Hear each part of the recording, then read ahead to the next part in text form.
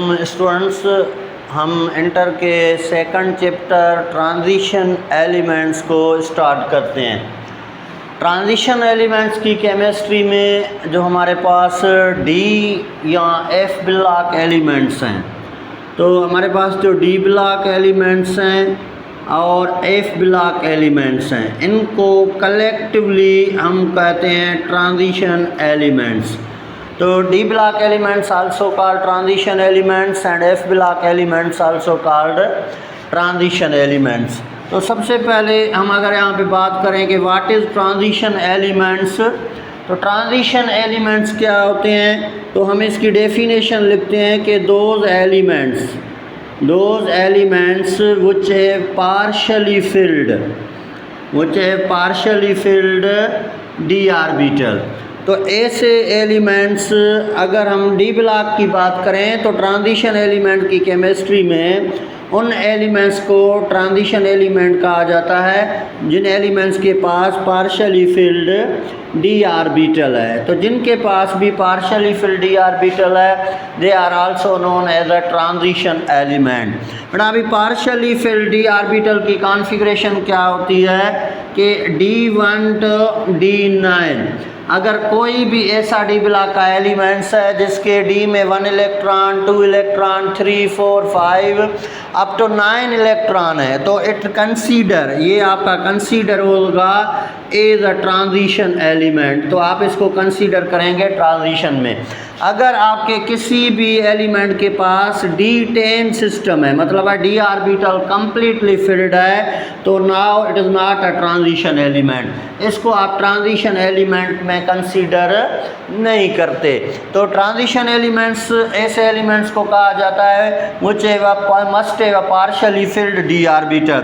अभी देखिए, ये जो बेटा पार्शियली फिल्ड डी ऑर्बिटल है, या तो इनके पास एटॉमिक स्टेट में होना चाहिए या आयोनिक स्टेट में होना चाहिए।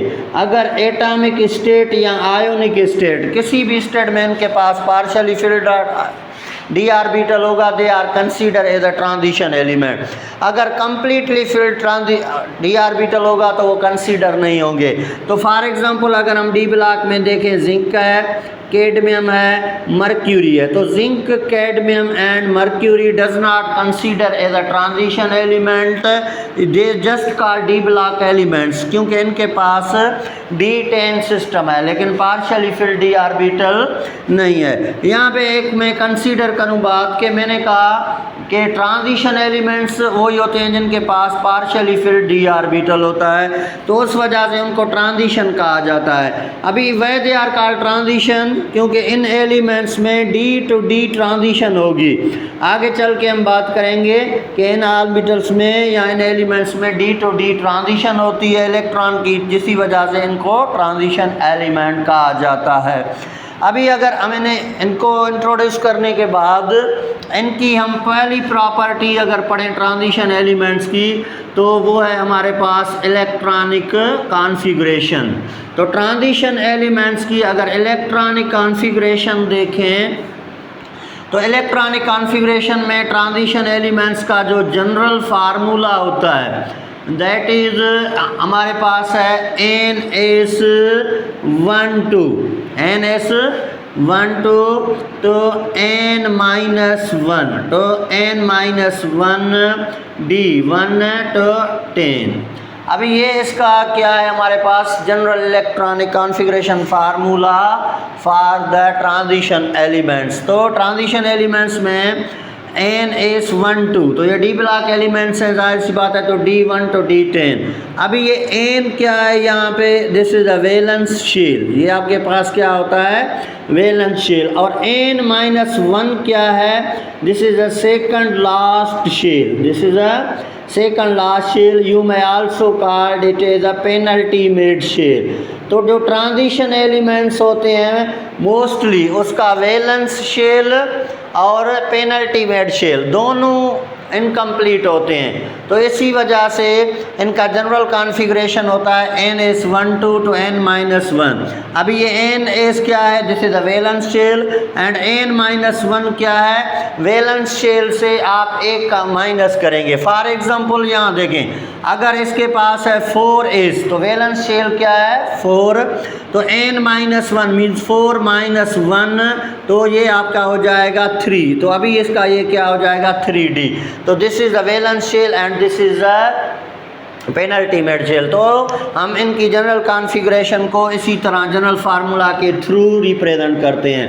बट अगर हम सिंपली यहाँ पे बात करते हैं कुछ एलिमेंट्स की, तो हमारे पास जैसे स्कैंडियम है, स्कैंडियम का एटॉमिक नंबर क्या है 21। तो अगर आप इसकी इलेक्ट्रॉनिक कॉन्फ़िगरेशन करेंगे तो it is 1s2 2s2 2p6 3s2 3p6 और इसी तरह 4s2 3d1। अभी ये इसका इलेक्ट्रॉनिक कॉन्फ़िगरेशन हो गया, दैट इज़ 21 इलेक्ट्रॉन्स। अभी इसके पास 21 इलेक्ट्रॉन्स हैं। अगर हम इस इलेक्ट्रॉनिक कॉन्फ़िगरेशन को और भी सिंपल करें तो 1s से लेके 3p तक ये जो इलेक्ट्रॉनिक कॉन्फ़िगरेशन है इसको बोलते हैं हम इनर शेल कॉन्फ़िगरेशन। ये आपके पास क्या है, इनर शेल कॉन्फ़िगरेशन है। और इसी तरह ये जो 4s और 3d है, तो 4s और 3d वाली जो कॉन्फ़िगरेशन है this is known as a valence shell configuration. अभी वैलेंस शेल कॉन्फ़िगरेशन इसलिए क्योंकि ट्रांजिशन एलिमेंट्स में 4s और 3d दोनों इलेक्ट्रॉन्स जो हैं वो केमिकल रिएक्शन में हिस्सा लेंगे। तो ये 4s वाले इलेक्ट्रॉन भी लॉस होंगे, 3d वाले भी लॉस होंगे, लेकिन पहले 4s वाले लॉस होते हैं, उसके बाद हमारे पास क्या होता है 3d। अभी ये हो गया इनर शेल कॉन्फ़िगरेशन, ये हो गया वैलेंस शेल कॉन्फ़िगरेशन। अगर आपको यूँ सिंपल करना है स्कैंडियम 21, तो यहाँ से हो गया इनर शेल कॉन्फ़िगरेशन, ये हो गया वैलेंस शेल कॉन्फ़िगरेशन। अगर आपको यूँ सिंपल करना है स्कैंडियम 21, तो यहाँ से लेके इनर शेल में 18 इलेक्ट्रॉन्स हो गए, आप यहाँ पे लिखेंगे आर्गन। तो दिस इज़ 18 इलेक्ट्रॉन सिस्टम। बाकी क्या बचेगा 4s2 3d1, तो that is also electronic configuration of scandium.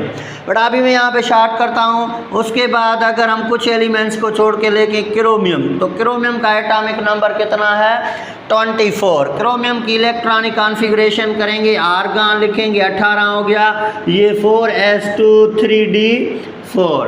और इसी तरह कुछ एलिमेंट्स के बाद अगर हम कापर पे आएँ तो कापर 29 एटॉमिक नंबर है, आर्गन हमारे पास है 18 और इसी तरह 4s2 3d9 सिस्टम। और इसी तरह अगर जिंक है तो जिंक हमारे पास है 30 और ये हमारे पास आर्गन और इसी तरह 4s2 3d10 सिस्टम है। तो ये इनका जनरल इलेक्ट्रॉनिक कॉन्फ़िगरेशन है। और इसी तरह हम इनकी इलेक्ट्रॉनिक कॉन्फ़िगरेशन करते हैं जैसे स्कैंडियम, क्रोमियम, कापर या जिंक को। अभी ये जो मैंने एलिमेंट्स यहाँ राइट किए हैं जिनकी भी कॉन्फ़िगरेशन किए हैं, इन सब को हम 3D बोलते हैं। तो ट्रांजिशन एलिमेंट के डिफरेंट सीरीज़ हैं 3D 4D 5D, लेकिन this series which are present in the enter book that is a 3D series. अभी 3D सीरीज़ इनके लिए इसलिए कि इनके सबके पास 3D ऑर्बिटल होता है। यहाँ पे अगर हम इलेक्ट्रॉनिक कॉन्फ़िगरेशन को देखें तो यहाँ पे जो दो एलिमेंट हैं, एक क्रोमियम है और एक कापर है, ये इलेक्ट्रॉनिक कॉन्फ़िगरेशन के रूल को वायोलेट करते हैं। जैसे यहाँ पे हो गया 4s2 3d4, तो होना ऐसे चाहिए, लेकिन क्रोमियम एग्जिस्ट करता है 4s1 और 3d5 में, और इसी तरह कापर 4s1 3d10 में। तो ये जो दो एलिमेंट्स हैं हमारे पास, one chromium and other copper, both violate the electronic configuration rule. अभी ये वायोलेट इसलिए करते हैं कि यहाँ पे देखें, जब इसने 4s1 3d5 कर दिया तो यहाँ पे d ऑर्बिटल क्या बन गया, हाफ फिल्ड।